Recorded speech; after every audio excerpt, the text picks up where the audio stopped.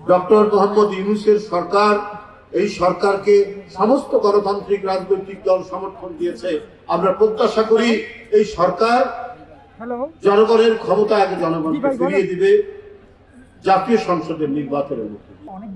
এখানে স্থানীয় সরকার নির্বাচন আগে করার কারণটা কি আমি জানি না। এই কথাগুলো আসছে, এই ধরনের একটা নাকি সিদ্ধান্ত হয়েছে।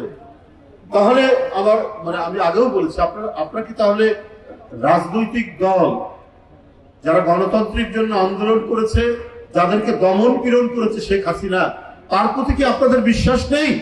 যে অবিশ্বাস শেখ হাসিনা সৃষ্টি করেছিলেন, যে অবিশ্বাসের বিরুদ্ধে এত লড়াই, এত সংগ্রাম, শেখ হাসিনা এত গুম করেছেন, এত খুন করেছেন, এত ক্রস ফায়ার দিয়েছেন, এত লক্ষ লক্ষ মামলা দিয়েছেন, শুধুমাত্র একটা আবার সুষ্ঠু নির্বাচন, আমার ভোট আমি দিব, যাকে খুশি তাকে দিব, সেই যে পদ্ধতি, সেই যে জনগণের বিশ্বাস, সেই বিশ্বাসের জন্য যারা লড়াই করেছে, তাহলে কি অন্তর্বর্তীকালীন সরকার তাদেরকে বিশ্বাস করেন না?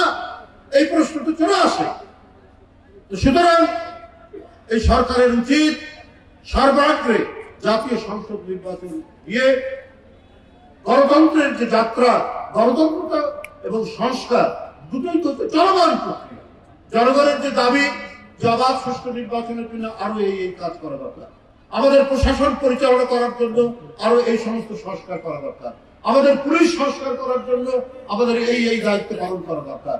এটা তো জনগণের কাছ থেকেই বারবার এই দাবিগুলো আসবে, সেইটা পার্লামেন্টে আলোচনা হবে, রাজনৈতিক দলগুলো সেটাকে তুলে ধরবেন, এইভাবেই সংস্কার হতে থাকে। জনগণের কাছে জনগণের ক্ষমতা ফিরিয়ে দিয়ে অবাধ সুষ্ঠু নির্বাচনের দায়িত্ব পালন করা হচ্ছে ডক্টর ইউনূস সাহেবের সরকারের প্রধান দায়িত্ব।